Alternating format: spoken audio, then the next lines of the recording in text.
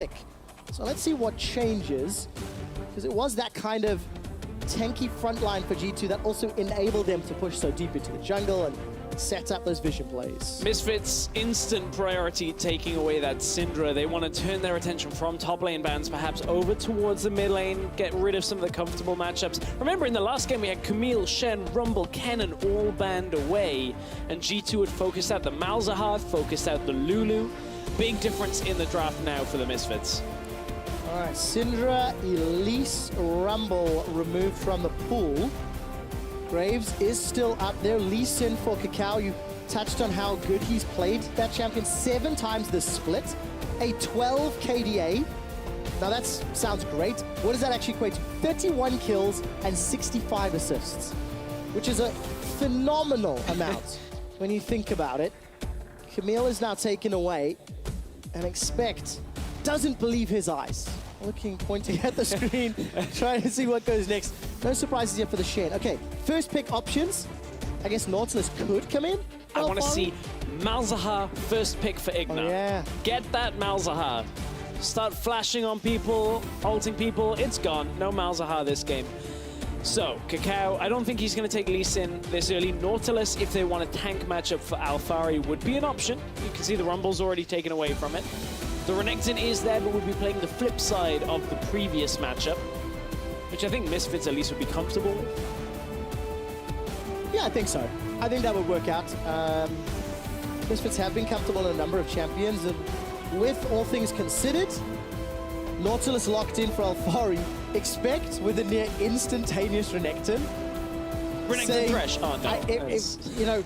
I can show you how this is meant to be played. Maybe, but instead, may look to another option. Expect has played carries in the top lane as well. Lulu was actually banned out in the previous game. I'm getting excited. Are they going to show us the Lulu cog? I mean, they're so far ahead in the split that they can afford to do that. They could afford to play different compositions. Honestly, Lulu is just a good support right now. A lot of the supports that have been good into Lulu previously either end up getting banned away or just have been taken out of the pool. Kakao still deciding on his jungle, going between a lot of picks. A lot of these aren't actually going to be the intended pickup. You mentioned the Cogmore. What other ADC would Sven combo with it? Kallista's nice with Lulu as well. Honestly, there are so many that you can play with Lulu. She's a very versatile support champion. Lulu into Zyra into Lulu is typically at least a matchup that can punish Lulu if they overshove. You can catch her out, deal a lot of damage. Ah, we don't get the Lee Sin. No Lee Sin today. Graves again for Kakao. Maybe feeling it was the style of play, not the pick, that came into impact. Alphari stolen away, expects Nautilus. So Gragas is something we've seen into that Nautilus a lot, and we will see Kalista. It is 7.5, reminder. Changes to Exhaust, and Sven very, very excited to see him on this champion. This is a champion that Sven made his name on last year on Origin, initially when they came in, or at least when Origin entered. I mean, Kalista is a champion that is a difficult one to play because of how the mechanics on the hop works and also being fairly short range, but does provide a lot of damage that, and now Kalista is coming back. There's been buffs to Blade of the Ruined King. A lot of the other AD carries have been nerfed. You now have an extra sense of crowd control coming out from your AD carry as well. So I'm liking this draft so far. G2 showing us something a little different on 7.5. Yeah, working out in favor at least game 1. Let's see if it can work again in game number 2. In terms of bans, Hans Summer's champion pool has been targeted. Ashe and Caitlyn taken off the table. We just saw a brief teaser of the Hans Summer Drive episode. I highly recommend you guys go check that one out. Great story talking about Hans Summer's artist pastime and growing up and getting involved in League. We'll expand on that in just a moment. It's Renekton and Talon banned away by the Misfits side. We're seeing Talon showing up in the ban pool just a little more frequently now. Yeah, a little more. People have had time to work on roaming with that Talon. Punishes teams that don't ward particularly well very hard. We've seen it over in other regions as well. I like this pickup. We're building protection, protect the Kalista all the way around. This has been a meta of days gone past. We're going to throw a lot of shields on. Perkz now has teamfight presence in the late game. Now, Misfits need to bring something to lock this Kalista in place. Point and click crowd control. Yes! Yes! If Power of Evil wants to play Ryze here, Ryze is a pick that is typically done well into Kalista. Locks her in place, provides a lot of damage, and the ability to get right on top of G2. It's an option for them if they want it. It is indeed, even though that Rune Prison has had a couple of nerfs in recent patches, but Hansama locks in the Lucian. It should be the first Lucian of the 2017 season here in the European LCS. Some changes to how his dash works, and we'll touch on that in a moment or two. Power of Evil not going to go for the Rune Prison route. They're going to go for the flanking, blow you up route, and it is going to be the Ahri. If G2 lock this, which is a fine matchup into Nautilus, they are putting everything on Sven's shoulders for the first 40 minutes of this game until Perkz, if they need him to take over. This is a playstyle that we've seen Sven and Mithy play so often. From Challenger qualifiers up to LCS, all the way through 2015 when they were playing on Origin and the beginning of the split.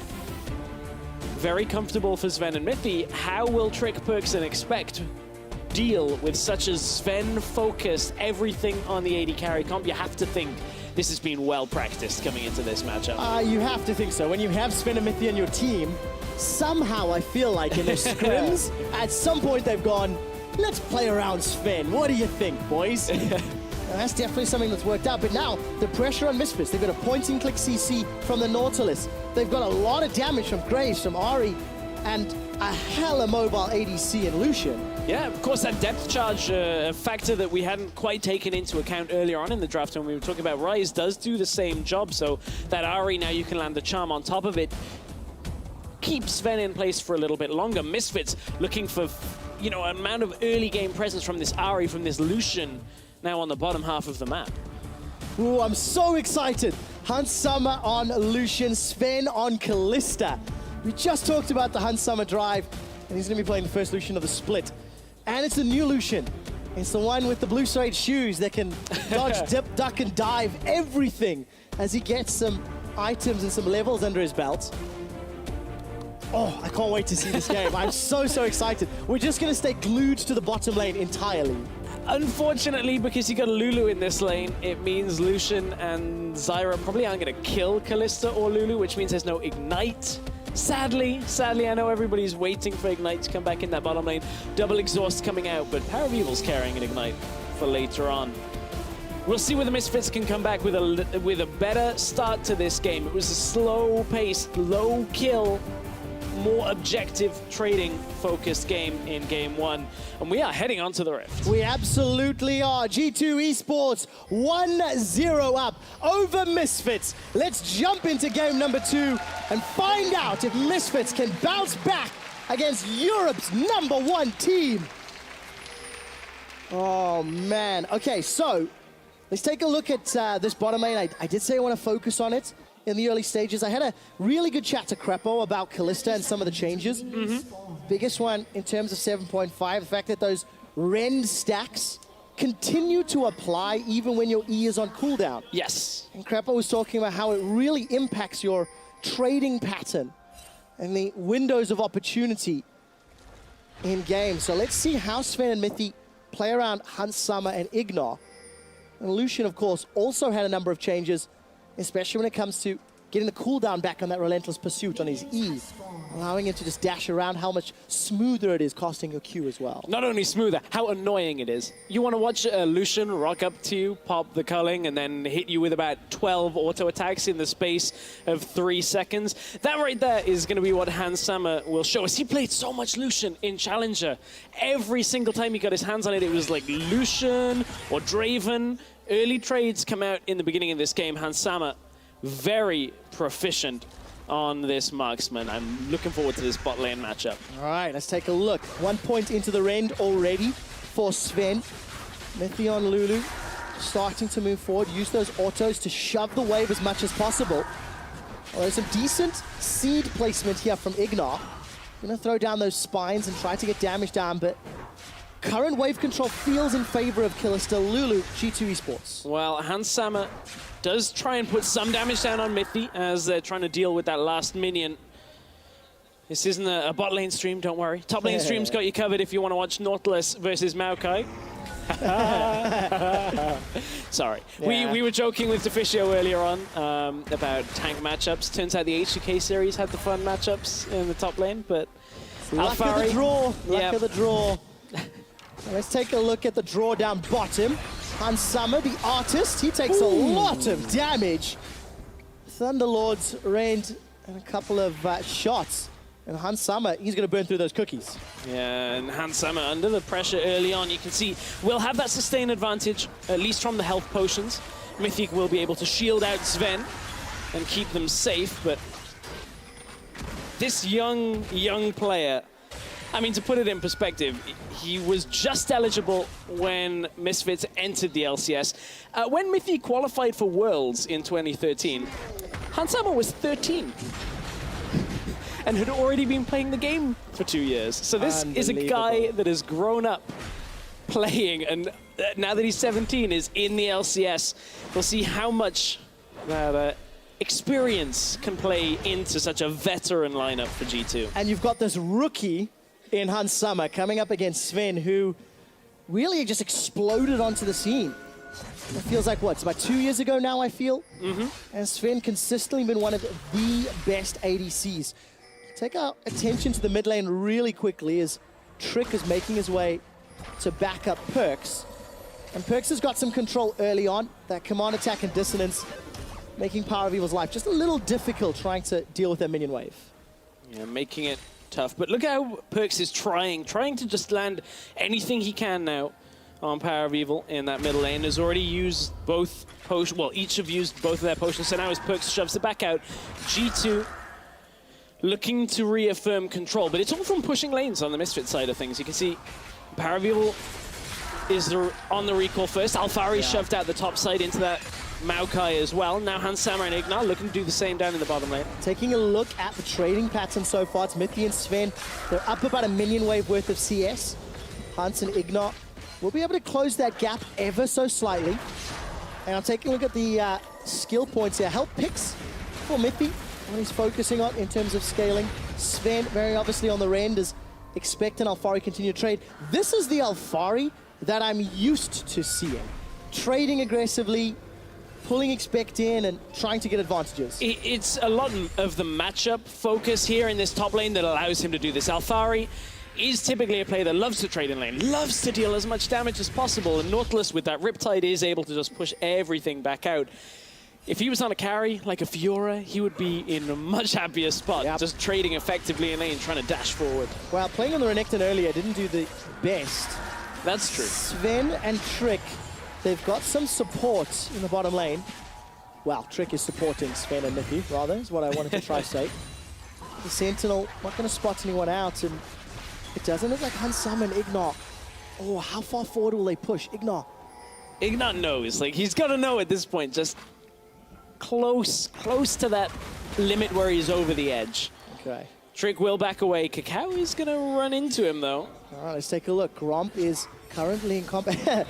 Trick actually almost misses that shot. Gromp and oh, Trick! He manages to get it, follows through. Flash for flash. Now Perks is coming. G2, they want first blood. It's Perks that locks it down. Oh, bot lane. Not done yet. Ignar's in trouble. He gets taken out in a 2v2. Mithy and Sven. Cacao overextends into the jungle, ends up on the back end of that, and you didn't need an AWP to lock down that kill. As G2, 2-0 on the game. Yeah, really nicely done. Picture-in-picture showing G2 CSGO squad in the house, coming to support the boys. WTF, two shots in the building? Too subtle, mate. Oh, nicely done, actually. And here's the replay, of course. Cacao, he just prepared the Gromp, you know, set it up. Set it up, Trick walks in, just does one auto. Donates it. You know how I was saying Cacao maybe looking for MVP? Maybe not now. Trick's like setting himself up, is saying, no, I'm keeping this for this split. As G2, it's a good start once again. They've pushed back any early game now from Misfits, and it makes it very difficult for Misfits to get a foothold on this game. Yeah, exceptional start, plus 1,000 gold already. G2 are gonna actually initiate the lane swap already. Sven's got himself a couple of daggers to move up to the top lane, and this is gonna put pressure on Alfari. And it looks like Alfari's starting to move his way as well. Got access to that depth charge. Combo that with power reveal on Ari, and no flash on Perks. That could be the first kill for Misfits. It could be. If they can get into this mid lane, if they can look to pressure out Perks. However, Shockwave is coming back up, and here's one of the strengths of the Lulu. She facilitates her pushing lane so very well. Kalista on her own pre-Hurricane tends not to do too well pushing the lane.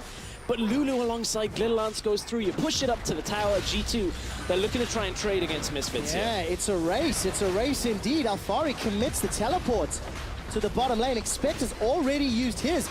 Take a look at the HP bars. Misfits absolutely gonna pick up tower first blood, despite giving up two mid lane. Hang kills. On the minimap, Rengar's having to jump back away. Trick nearly gets taken out at the same time. 3 points of action on the map. Yeah, we don't have enough picture-in-picture to highlight it all. It's not done yet. There's a dive on the top lane. Meowkai's in trouble. Expect you're not going to purr your way away. Ooh. Flashes to safety. Hansama gets a full channel on the culling, and I have to eat my words. Expect with the ultimate survives everything. Lucian damage early on isn't that significant when you're looking for this Blade of the Ruin King build. You will inevitably end up picking up items to augment it, enhance. Some people have been building Trinity Force, and that's the real spot that Lucian has his massive trading potential. But early on, not quite enough to get that kill. Expect walks away, despite not having that much resistance early on, and G2 still maintain a lead. It's a lot smaller now, though, as Misfits have taken 2 towers. Yeah, they've got no control in the bottom lane. Both towers down. That's going to allow Misfits a little bit of wiggle room when it comes to playing around the Dragon and around G2's blue buff. But the key to unlocking all of that will be this mid lane tower. If Misfits can somehow push Perks and G2 away from that objective. G2 did get the top lane tower. So important to keep note of that and keep track of that. We need to see where the lane assignment goes, because as it stands, Power of Evil is monumentally far behind Perks as far as CS. Yeah, and honestly, Ari into Orianna, I guess. When we're playing with these two champions, probably better to say the full name. It's a difficult matchup to snowball, because Orianna is such a holding lane. You very rarely win on Orianna, but you very rarely lose. So without a charm landing and an all-in from Power of Evil where he kills Perks, Perks will be able to just happily farm up, maintain a CS lead, and deny anything that Misfits want to do. Whereas G2, they're fine if they're a little bit behind, because the sum of their parts is going to obliterate Misfits in a team fight if they can't immediately take out Sven. All right, so we'll have to follow whether or not Misfits can do that. Power Evil's going to go forward, looking for the charm, connects onto Perks. Perks manages to walk away with his life. I think that cleanse may have been a touch early. It won't matter right now. Misfits grouped up in the mid lane. They're going to back away. They actually had some support coming as well, as now G2 are scrambling to react. Sven and Trick a little bit extended, but not enough people from Misfits to collapse on them. I like that Misfits are trying to move out to collapse. Ignar looking for a route here, can't quite get Trick. All right, Trick's gonna throw down the ulti, has a blast cone as a potential escape route, and definitely a lot of action. Misfits already proactive, more proactive this game. A lot of chatter from G2 coming out here as well. Oh, look at that. Perks straight up 1v1's Power of Evil. Ocelot is in the building, a former Orianna main. I can see him clapping for Perks in what was a great solo kill. Really nicely done. G2, 3 kills to 0. They're moving towards potentially Dragon or a tower. I mean, any objective is theirs right now. A matter of seconds before Power of Evil's flash was back available. He could not escape, didn't have his ultimate either. And this is just G2 taking very clinical opportunities around the map here. Whenever there's a tower that's been available to them, the one so far, they've taken it. Now it's a Dragon. 3 kills have been worked very much the same way. And Misfits are struggling not to give over these small advantages. G2 are just playing too well. They're punishing mistakes individually. Everybody's showing up. Expect survive a 4-on-1 tower dive at like 8 minutes. And now all of a sudden, Expect and Miffy, they're looking to engage. Let's see if Expect can survive again. This time he's got no flash available to him. Wild Growth will buy some time. Why? Why? Just as I say he survives, does he get caught out to die? Every time. But it's Hans Sommer, man, that picks that one up. I like this out of Misfits. This is a good response. They see Sven on the side lane pushing the bot tower, and obviously Kalista has no way of regrouping fast enough, so Misfits make a play onto the top side, pick up that top tower, and importantly, give the kill to Hans Sommer. Lucian's one big weakness the later you go is his damage against tanks typically falls off, and there's a Maokai in this game, and an Ahri that is not snowballing, so this Maokai is going to be able to build almost full armor for the rest of this game. I think it's so important that you highlight Ahri not snowballing, because where are the threats to Sven? It's going to be being caught by Nautilus, and then some damage to get to him, right? Short-range Lucian, likely not going to be the guy. Short-range Graves, maybe. You know, you can get the Q down, get the R down.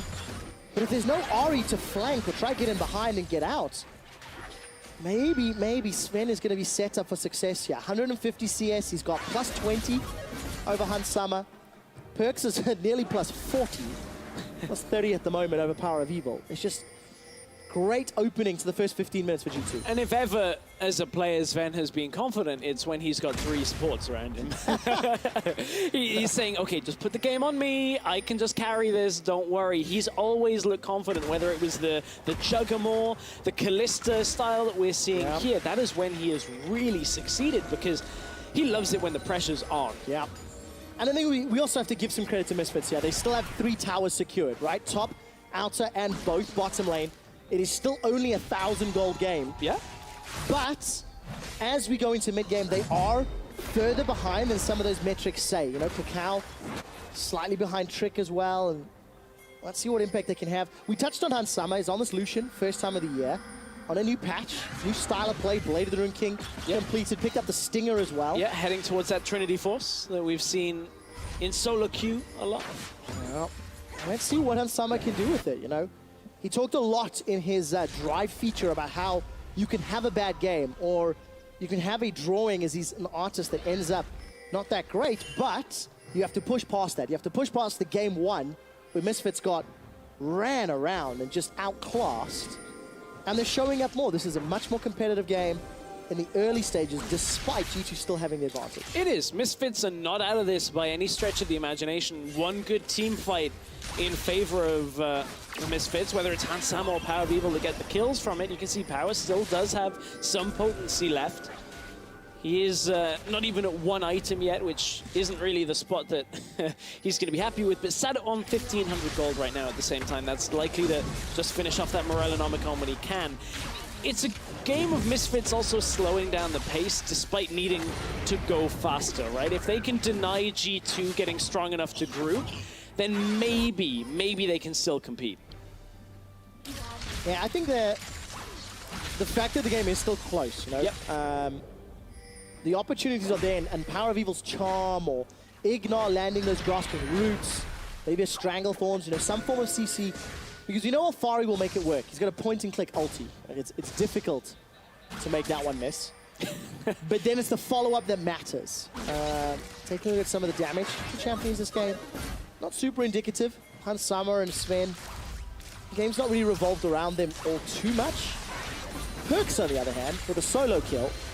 That's definitely a good sign for somebody who was going to take longer to scale and longer to deal damage than the likes of Kalista for Sven. And those of you over on the top lane stream will be enjoying the trading of Riptide against Maokai constantly this entire game long.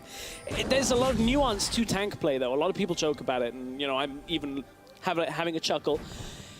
There's so much nuance on that decision to teleport when the map play is right. It's not as easy as just click, teleport, and go, and that's where the best players really start making their name. Expect has improved so much as a tank player as well as the carry. He came in and everybody said, oh yeah, he plays a bunch of Irelia.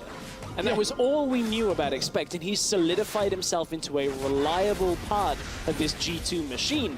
So he certainly has settled in well over the last year. And part of the thing that allows Alfari and Expect to do good teleports is good vision. Yep. And just like this, vision for G2, potentially coming in behind.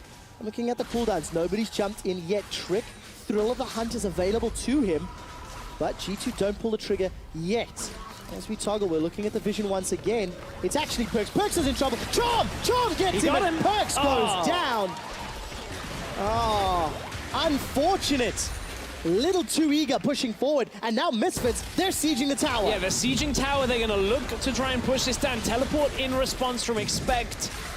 It's going to call an end to the push. Gonna call an end to the push.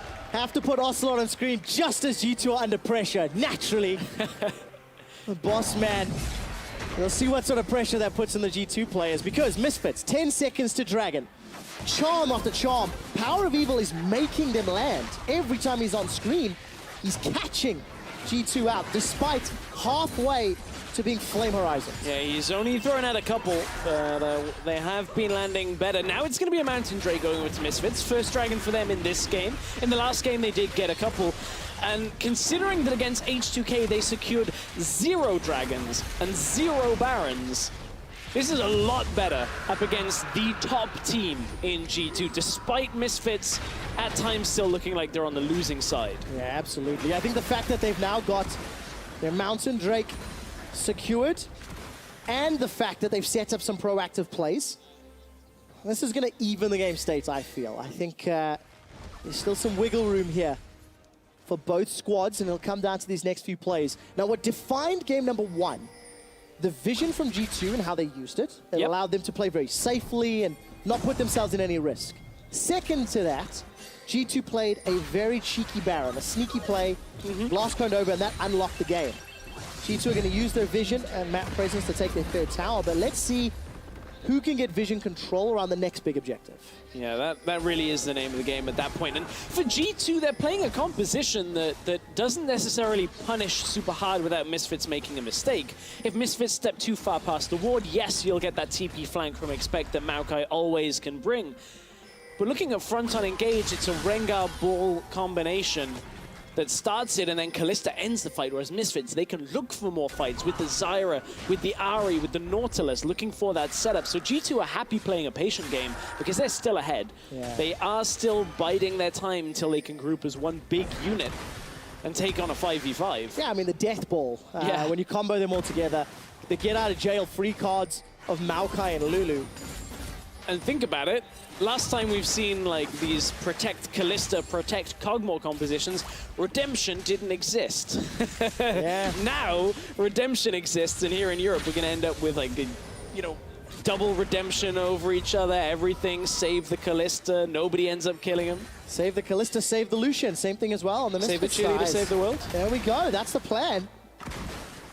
We need to define who the cheerleaders are and who the players are in this game, right? As long as we leave it at the end of Season 1. Okay, I can get with that. G2 eSports now, backing away, and Misfits making their way into the river. I'm looking at the minimap. No deep vision this game. Not to the same scale, I think, as we saw in the previous matchup. A lot of river-based vision from Misfits in the Baron pit. Ignar steals it. My word. I think that was with an E as well. Mithy got one in the previous game. Ignar gets her in this game. So, correlation and causation here. Support steals blue buff. Yeah. It won the game in number 1. Let's see if it holds true. Here's that TP flank from Expect. He's heading down for they're looking for Kakao. Kakao's already used collateral damage and flash. There's no blast cone to use. Expects teleport. That one's going to whiff. Fail ever so slightly. And Drick, big respect there. Yeah. Maybe fearing the grasping roots of the Stranglethorn. Alfari's going to join the rest of the fight. He's got some support in the jungle.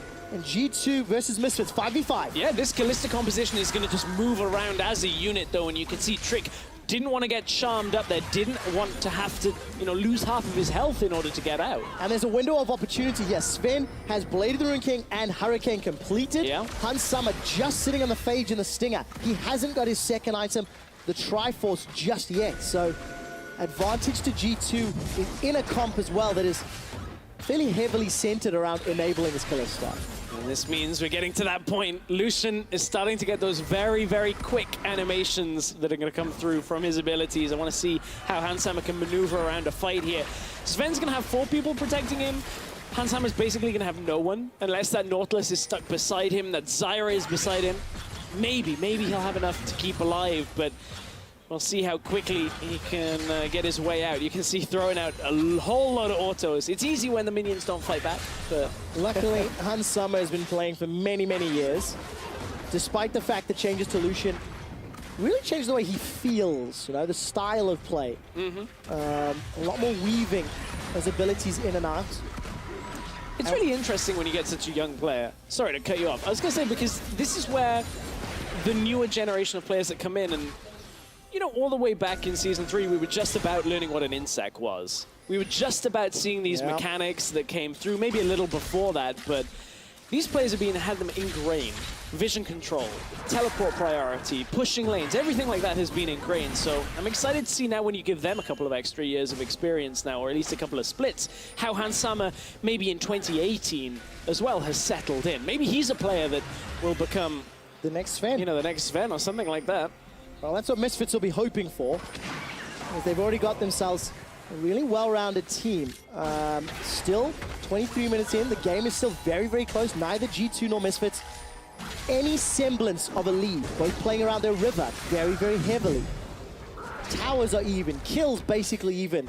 You can argue Mountain Drake for Misfits is more valuable than Cloud. Definitely going to be, as Towers and Barons become the next focus for these teams. But I think crucially, G2 still have their mid-outer turrets, so it allows their jungle to be just ever so slightly safer than Misfits. And it's mostly G2 that are dictating the pace here. Misfits aren't finding a lot of opportunities. They're looking for them. You can see they're trying to cut this angle around the side. Now, this happened earlier in Sven, and the rest of G2 were punished when Sven showed bot lane. But look, Hans Sommer is up in the top lane. This is very reminiscent of when we used to see Lucian Callisto like a year and a half ago, where you send the AD carry out to side lane, bring him back in all the time. Been a long time since teams have played quite with this play style. Yeah, it really is. And Patch has only been around for a week and a half. Yep. Who's going to be more comfortable? You could argue the more experienced roster. Rengarl comes out. Thrill of the hunt. However, Sven's cut off from the rest of his team. They cannot afford to engage yet. They have to regroup, and Misfits back away. They're respecting the grouping potential from G2. Yeah, the stealth ball delivery system, it is something to respect. Perkz has a shockwave available, but he's cut off from the team. Four members of G2, they're waiting on the side. Shockwave catches Hans Sommer. He's able to dash away. Perkz is down. Look at Hans Sommer. He's ice skating through the river. Power of Evil Spur rushes forward. G2, they get the dragon. Misfits get the kill. G2's focus had been all about the dragon. Misfits, very clean, decisive playmaking here. They're looking for that Baron. They didn't go for mid tower because they will get it from the Baron easily. And Misfits, they got a Blade of the Ruined King Lucian. They have enough damage here to take down this Baron. It's all on Trick to steal, but he's no flash available.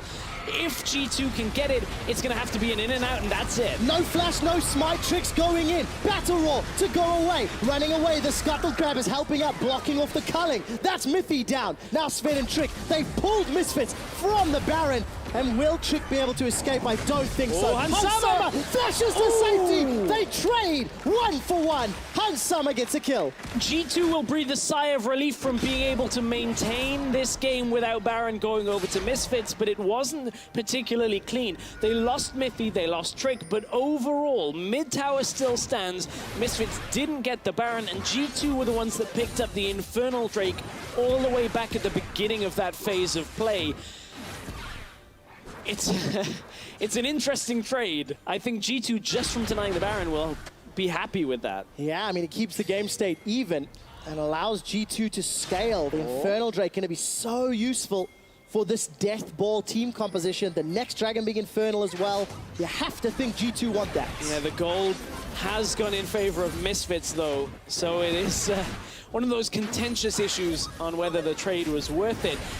One thing we've overlooked is with the return of Callista comes the return of safe objective control, because that Ren stack is going to outdamage anything Kakao can bring. Kakao's going to have to throw the kitchen sink at it to try and steal anything away. But this was split focus out of G2. Perkz caught around the side, got a good shockwave off, but died in the process. And then that's one of the shields for Sven. So G2 are just backing away.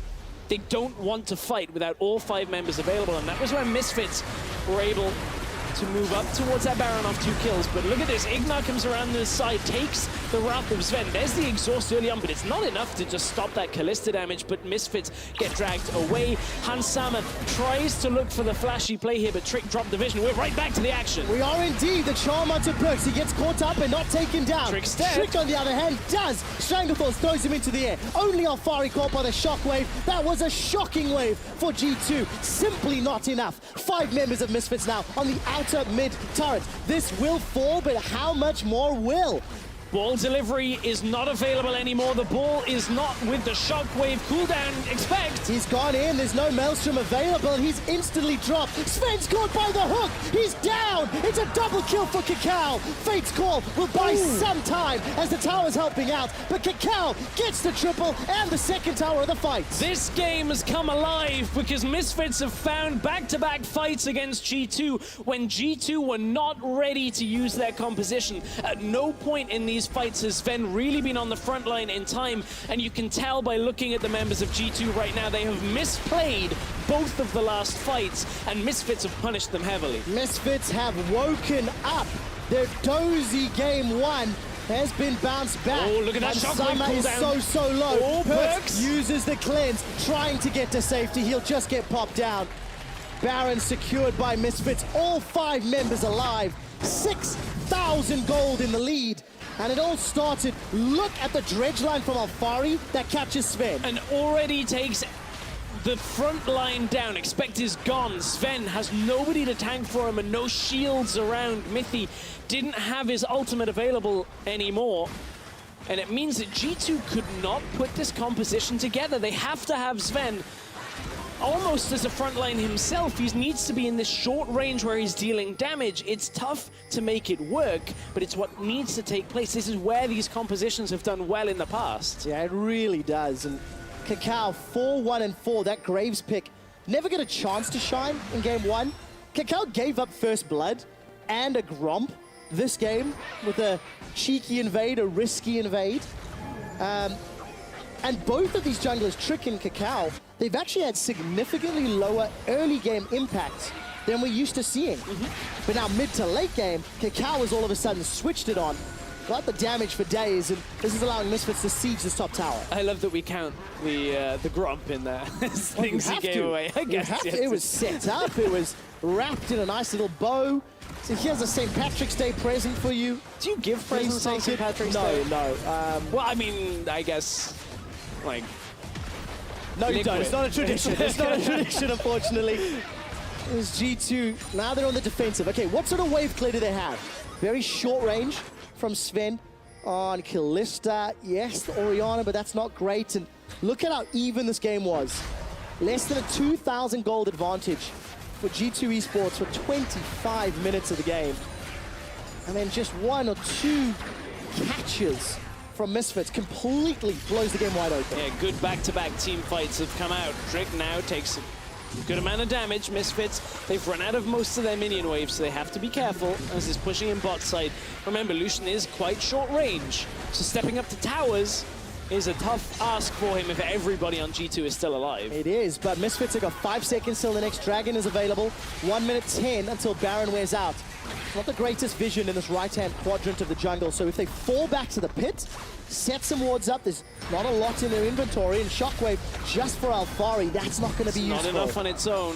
G2 were trying to catch Power of Evil with that. Now, if Misfits back away, they release the pressure of this last 50 seconds of this Baron buff. They know they're slowly but surely getting work done, and as long as they don't step too far forward and get caught, they want to utilize as much of this buff as they can. All right, where is Expect? There's a teleport available for him. He can root someone down. There's only one TP ward, though, and it's on the top side. Misfits looking for the fight. All right, Trick's going to get caught out. He flashes away. Also, Wild Growth. Stranglethorns is thrown down as well. 25 seconds on Baron. G2, they still have towers, but for how much longer? Well, G2 also have defender's advantage here, so they have the quickest path between their towers. You saw them beat Misfits there, and now with only 15 seconds left, the wave's still shoved up in mid. Misfits retreat back to the Dragon Pit, but ultimately, from what was G2 in a composed game, Misfits have established a position where they can look to close this out, but G2 not without a fight. We'll see whether they can make this Kalista composition work.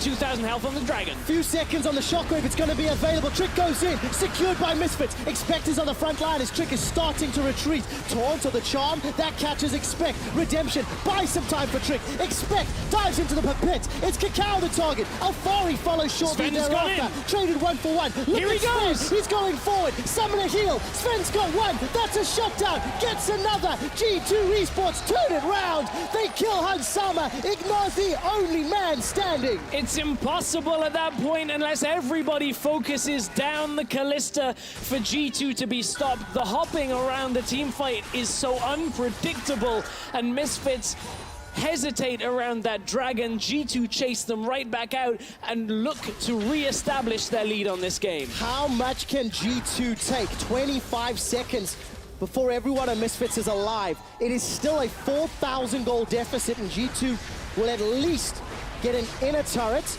and set the waves up to push down, but the bases still stand, and make no doubt about it, G2 are still behind in this game.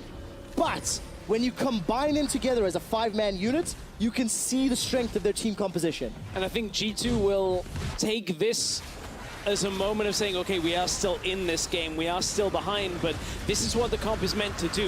You can see after they throw so much at Expect and Trick in this pit, Hansama tries to come back out and land the damage on Sven. The exhaust is saved for so long on Ignar. It's still only now used, and Hansama has to come back into the fight, but there's too much damage hitting him. Power of Evil can't coordinate his damage at the same time because he's forced into Zhonya's, and G2 live to survive another day. It felt like Alfari had 25 of those Ren Spears stuck in him, and you can see that 5,000 damage dealt.